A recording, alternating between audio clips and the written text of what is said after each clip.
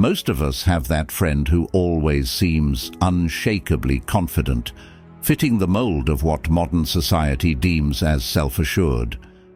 They move with an air of certainty, as if they were naturally imbued with this trait from birth. But when we dive into the depths of Stoic philosophy, we're presented with a nuanced, profound understanding of confidence. What do the Stoics consider to be true confidence? Let's unravel this together in today's video. Confidence, a term so often thrown around, has roots that delve deep into our psyche. It's not a veneer we put on for show, but rather it's intrinsic to our being. And if there's a group who truly grasped the essence of confidence, it was the Stoics. The Stoics' approach to confidence was also deeply interconnected with their understanding of the cosmos. They believed that everything is interwoven in a predetermined order, a concept known as fate. This understanding, rather than leading to resignation, fueled their confidence. If everything is preordained, then our role is not to resist, but to understand and work in harmony with this natural order. Confidence to the Stoics was not about exuding charisma or displaying dominance. It was a quiet assurance rooted in the understanding of oneself and the natural order of things. Take, for example, Epictetus. Born a slave, he later became one of the most renowned Stoic philosophers. Despite facing life's adversities, he held an unwavering belief in his own reasoning abilities. Epictetus did not allow his external circumstances to dictate his internal state. Instead, he derived confidence from within, from an understanding that our reactions, not our situations, define us. Another vivid embodiment of Stoic confidence is Seneca. His life was not without controversy or challenge, having faced exile and later forced to end his life. Yet his writings indicate a man who was deeply secure in his beliefs.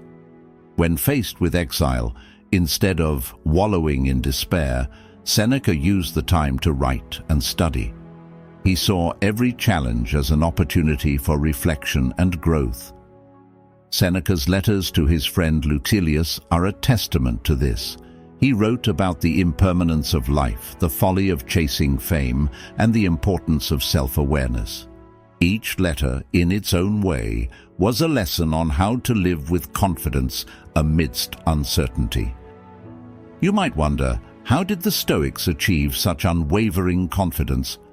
Well, they began by understanding that confidence is not about having all the answers, but about being okay with not knowing. It's about understanding that life, with all its unpredictability, is out of our control. What remains within our control, however, is our response to it. In their quest for understanding confidence, the Stoics also frequently contemplated death. It may seem counterintuitive, but this memento mori, a reflection on mortality, fortified their confidence. By regularly reminding themselves of the fleeting nature of life, they became more courageous, making the most of each moment.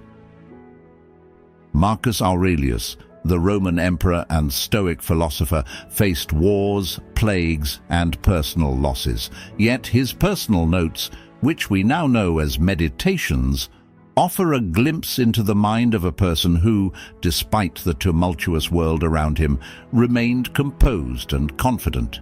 He wrote, "You have power over your mind, not outside events.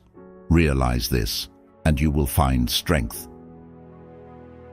As most of you already know, the Stoics held nature in high regard. They saw nature as a teacher, offering lessons in resilience, growth, and change.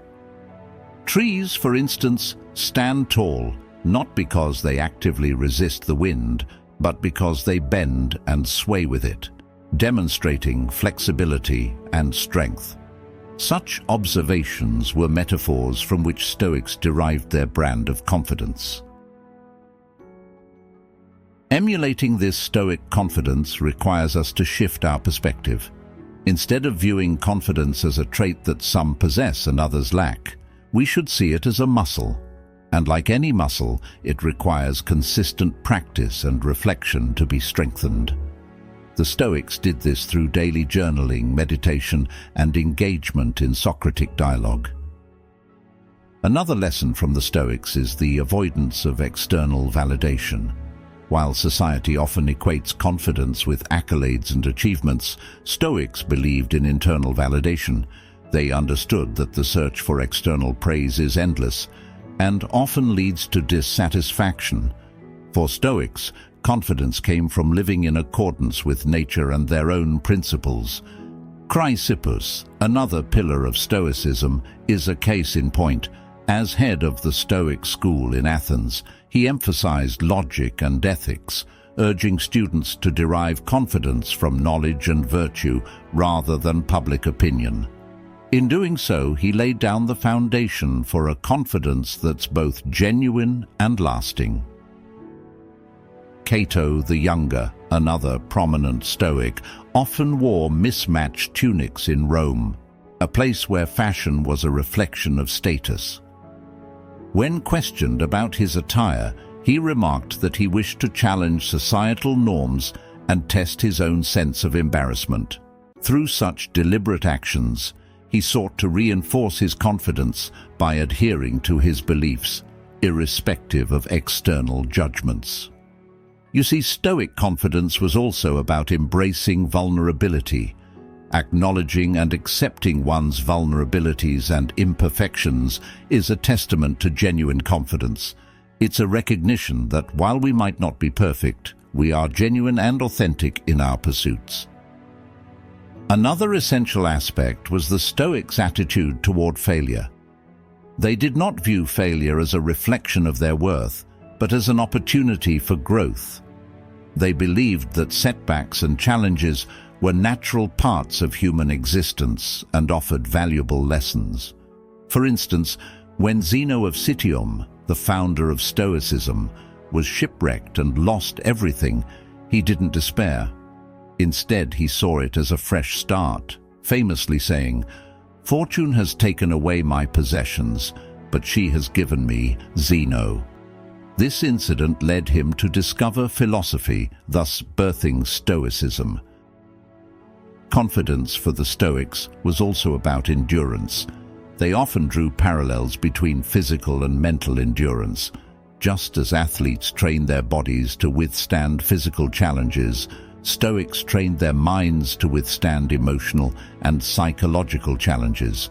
They practiced mental exercises known as premeditatio malorum, the premeditation of evils. This involved reflecting on potential negative events, not to become pessimistic, but to prepare the mind, to inure it against the shocks of life. The Stoics believed that by anticipating potential setbacks, they could face any adversity with calmness and confidence. Digging deeper, Stoic writings frequently emphasize the impermanence of life, the idea that everything is in a state of flux. Understanding and accepting this was seen as a source of confidence. Why? Because when one internalizes the transient nature of all things, including one's own life, one can focus on the present, on action aligned with virtue, and on responding to life's challenges with equanimity. Now, on the community front, the Stoics also derived confidence from their community. They believed in the concept of cosmopolitanism, that all humans are citizens of the world. This interconnectedness meant that they weren't alone in their pursuits. They drew strength from the collective wisdom of humanity, leaning on the experiences of those who came before and those who walked alongside them. In this, they found a collective, shared confidence, knowing that while the journey was individual, the path was well-trodden. So, how confident are you? Imagine for a moment that you're sitting with Stoic philosophers at the Agora. They loved posing reflective questions. Here are 3 questions the Stoics might have asked themselves to gauge their confidence. Do I derive my self-worth from within or from external validations? Can I comfortably face uncertainty, knowing I can't control everything but can control my response? Do I see challenges as obstacles or opportunities for growth? These are questions for you and I to reflect on. Reflecting on Stoic teachings, let's remember that confidence is not about appearing infallible or unshakable. It's about possessing a deep understanding of oneself, accepting life's changes, and deriving strength from our principles and beliefs. Stoic confidence teaches us to be resilient, to embrace challenges, and to always seek growth. It's about recognizing that our worth is not determined by external circumstances, but by our internal beliefs and actions. Let's build a confidence that's not just skin deep, but emanates from the very core of our being. Remember, in the words of Seneca, difficulties strengthen the mind as labor does the body. Embrace challenges, accept imperfections, and find confidence in the journey of self-discovery and growth.